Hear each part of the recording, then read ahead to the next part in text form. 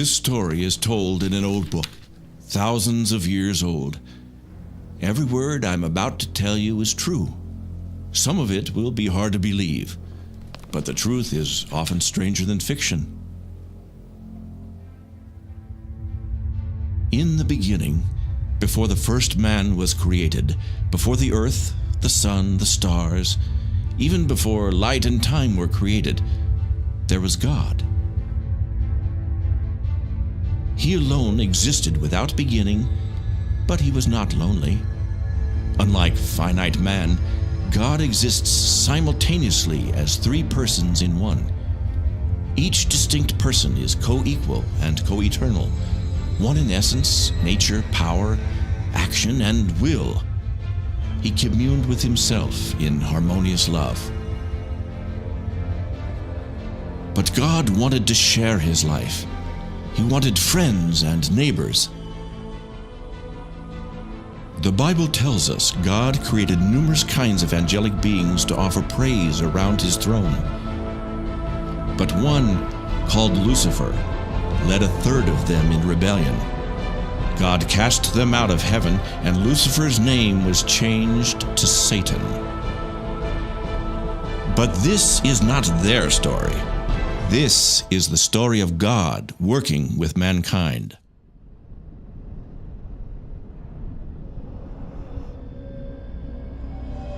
In the beginning, God created the heaven and the earth.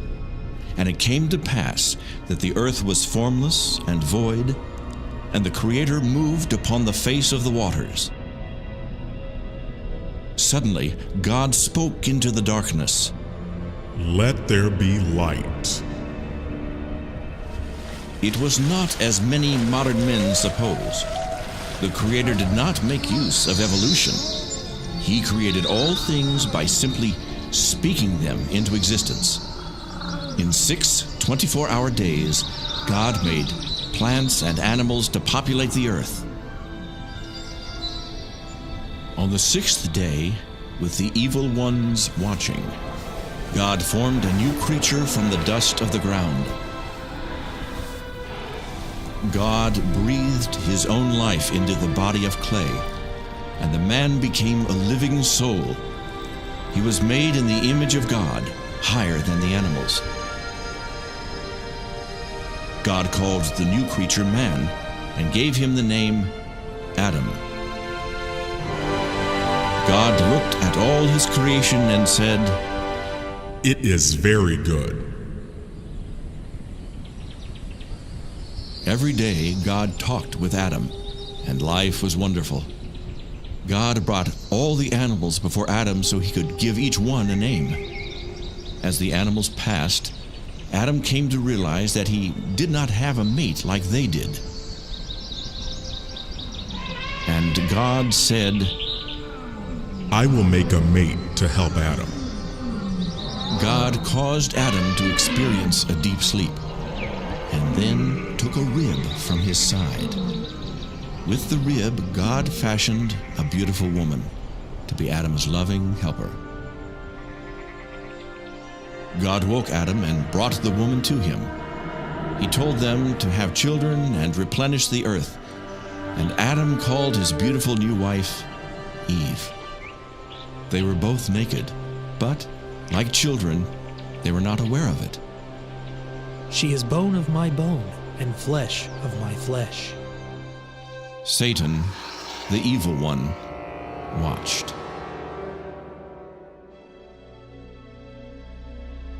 They were happy in the garden. There was no sin, no hunger. It never got too hot nor too cold.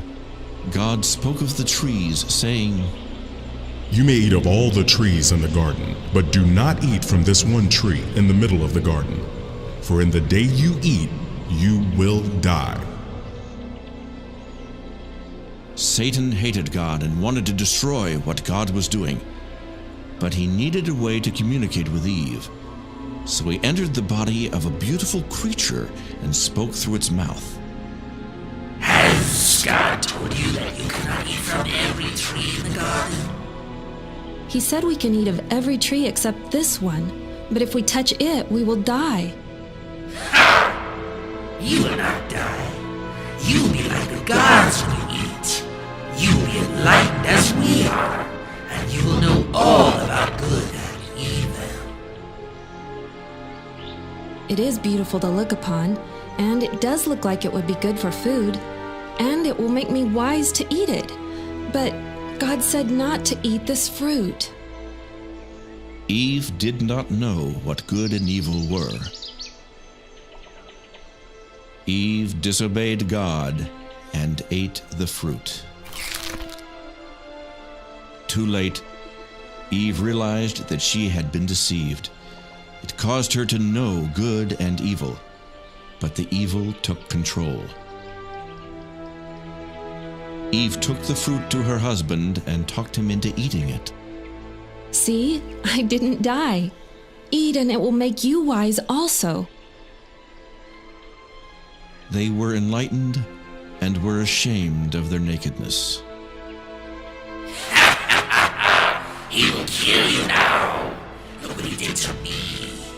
What have we done? We disobeyed God. He will be coming soon. We must cover our nakedness. Adam, where are you? I heard your voice, and I was afraid because I was naked. Who told you that you were naked? Did you disobey me and eat of the forbidden fruit? The woman you gave me made me do it. The serpent deceived me. He told me I wouldn't die and that I would be like you. But I'm not like you. I feel awful.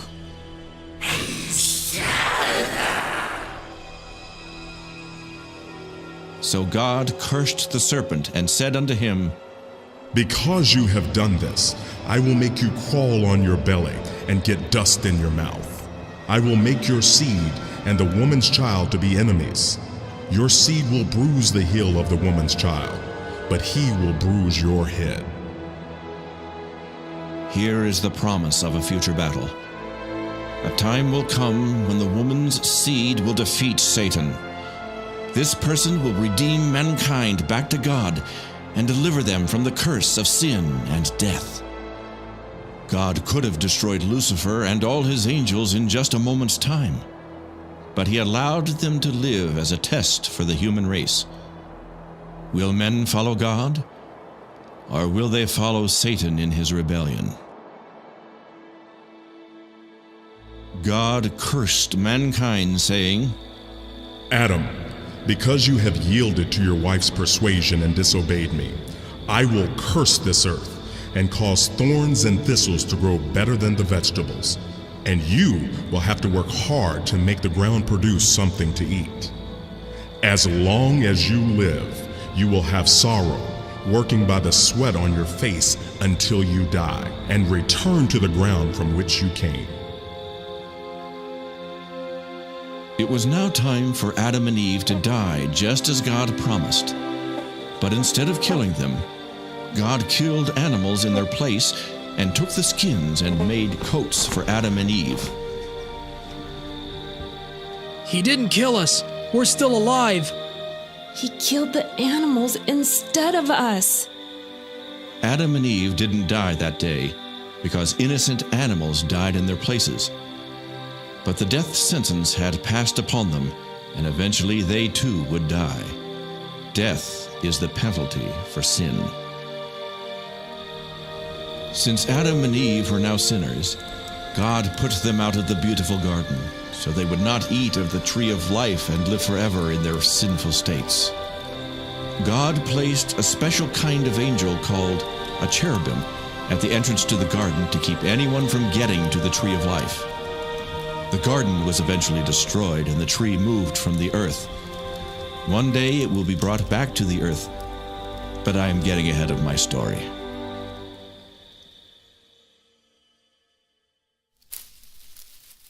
Adam and Eve had many children. Later, their sons and daughters would marry each other and have children of their own.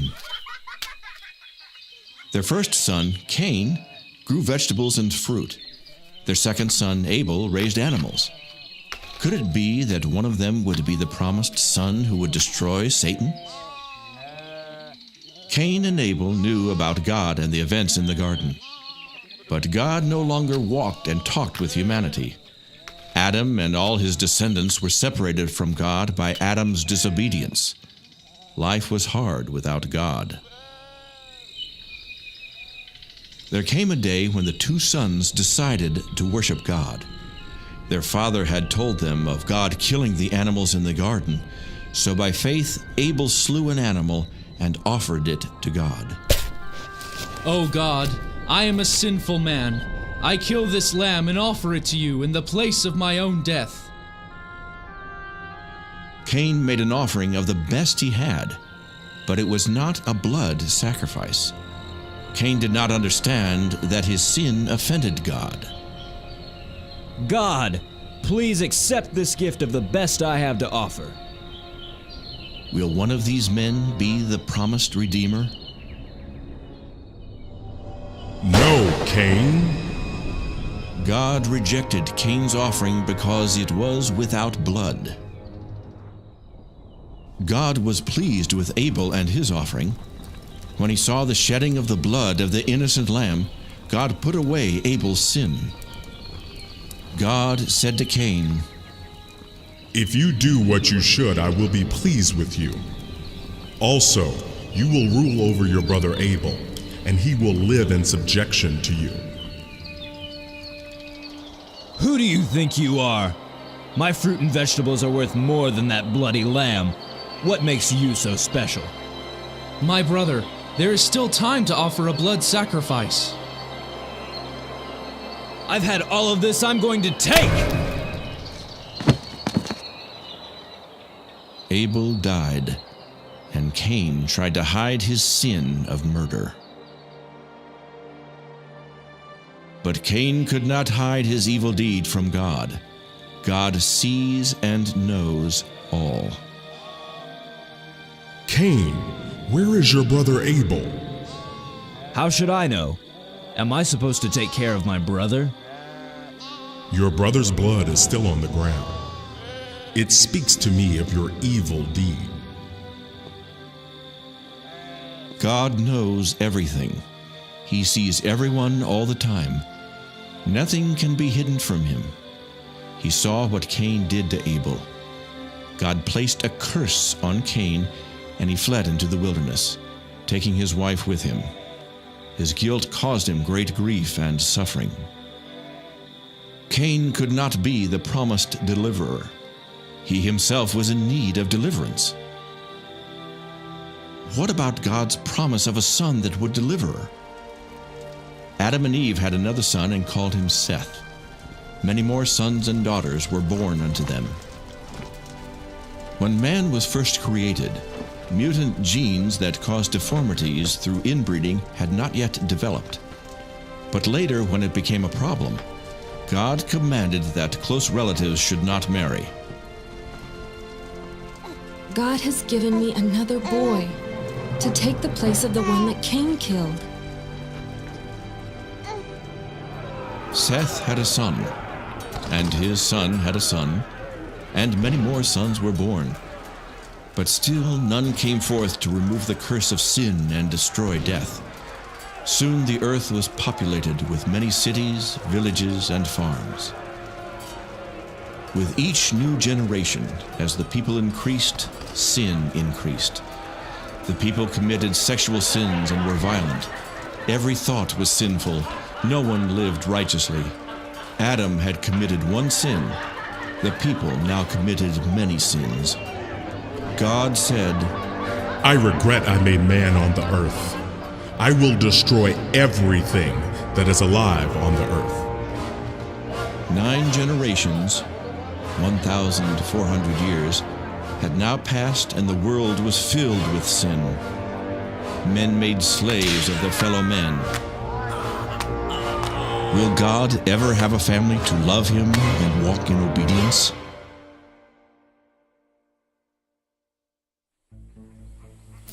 But there was one man who practiced justice and always did the right thing. Though God would kill all the others on the earth, he decided to be gracious to this man and not kill him or his family.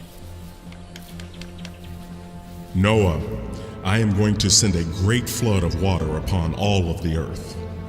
Everything that has breath will die.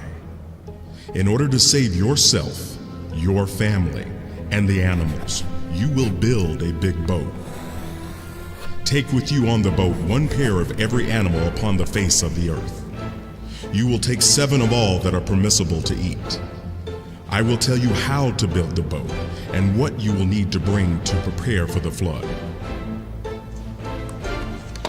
Could Noah be the promised child, the one to destroy the works of Satan? Will he obey God, or will he too fail? God told Noah how big the boat must be to hold every air-breathing creature on the earth, along with the food they would eat. It made Noah sad to think of everyone perishing in the coming flood. So at every chance, he warned them to stop sinning. I am telling you one last time, God is going to destroy the world with a great flood. You must believe me and join me on the boat.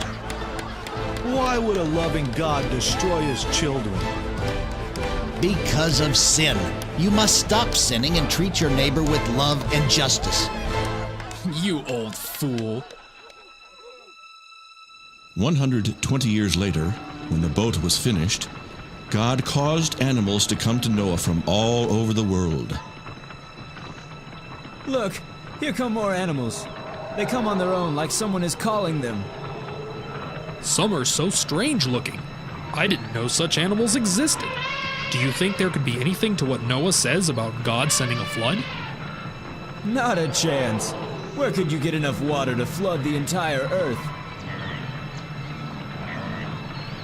There's not much room left. This is the last of them. Noah, it is time. Come into the boat with all of your family and the animals. It will soon be too late for all of those who refuse to stop sinning. God shuts the door to the boat, and for 7 days, nothing happened.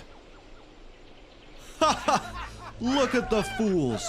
Shut up in a big boat with all those animals in the middle of a dry plain, miles from any water. Yeah, I bet the lions have eaten them by now.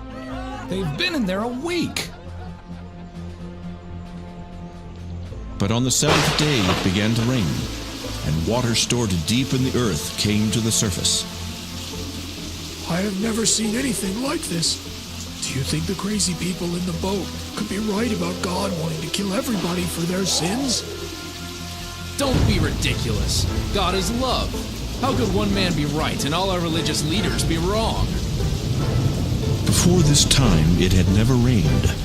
The weather was always nice, and a mist came up from the earth to water the ground. No one had ever seen or heard of rain. So many people thought Noah was crazy for thinking water was going to fall from the sky. But Noah believed what God said. I should have listened to Noah. What a fool I have been. God, save my baby! By the time the people realized Noah had been telling the truth, it was too late. It rained 40 days and nights until the water covered every mountain on the whole earth. Every living soul that breathed air died, except those that were in the boat with Noah. It would be more than a year before they would leave the boat.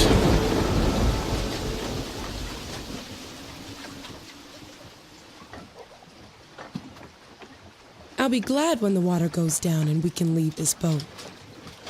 Finally, Noah released a dove, and it came back with a branch in its mouth, which meant that somewhere there was a tree already growing.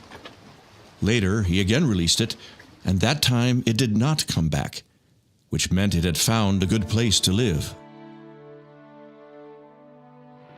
Before long, the boat settled on a mountaintop called Ararat. Everyone came out to a new world, a world without sin. Noah built an altar and offered animal sacrifices to God. Though Noah was a just man, there was still sin in his heart. These blood sacrifices were offered to God in substitution for the lives of Noah and all his family. The animals represented the 8 who should have died in the flood, but were spared by the grace of God. It was something like what God did in the garden when he killed animals to make coverings for Adam and Eve. I will give you a rainbow in the sky as a reminder that I will never again destroy the earth with water. You should have many children and scatter out to repopulate the whole earth. I will make animals to fear men. You may eat of any creature that is alive and crawling on the earth, just as you eat vegetables and herbs, but you are not to eat the blood of any creature. Do not kill anyone. If someone is found to be guilty of killing another, then he is to be killed by other men. If a man sheds the blood of another man, then other men should shed his blood to pay for his crime, because the life is in the blood. Noah became a farmer and planted grapes. The new world was lonely with just 4 families, but soon his sons were having children of their own. Noah discovered that by putting fruit in a container and leaving it for a few weeks, it made an alcoholic drink that caused him to feel funny. Noah got to liking the drink so much that at times he couldn't work. He would just fall down unconscious. It made him do things that displeased God. One day, Noah got so drunk that he made himself naked and then passed out. His son, Ham, looked on his father's shame and found pleasure in it. He told his brothers in a mocking tone what he had seen.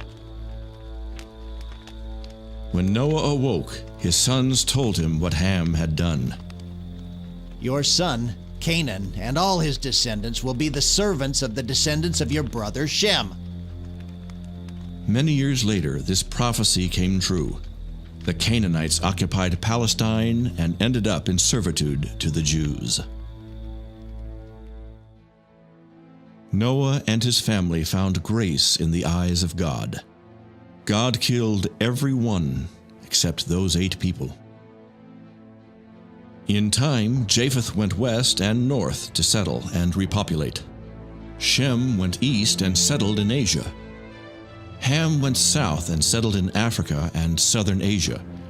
The descendants of his son, Canaan, settled in what is now called Palestine. And so the world was repopulated. Noah's son, Ham, had a son named Cush, and then Cush had a son named Nimrod. Nimrod grew up to be a mighty hunter and was well known throughout the whole earth. He refused to obey God and started his own false religion in a place called Babylon. The people of Babylon did not want to scatter out and repopulate the earth as God had commanded. So they got together and built a great and high tower as a center of worship. But it was not their creator they worshipped. Satan led them to create their own gods out of wood, stone, and metal. God was angry at their refusal to scatter over the earth. So he caused the people to speak many different languages.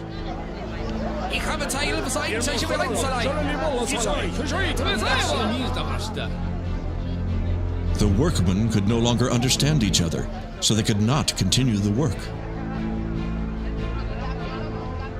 Each language group went its own way. Some people went to distant places in the earth. Some traveled in ships to distant islands. Some to the north where it was cold, and some down into the desert where it was hot. So God's command to repopulate the earth was fulfilled. As the earth was filled with people, sin again increased. The people bowed down to idols and forgot the living God.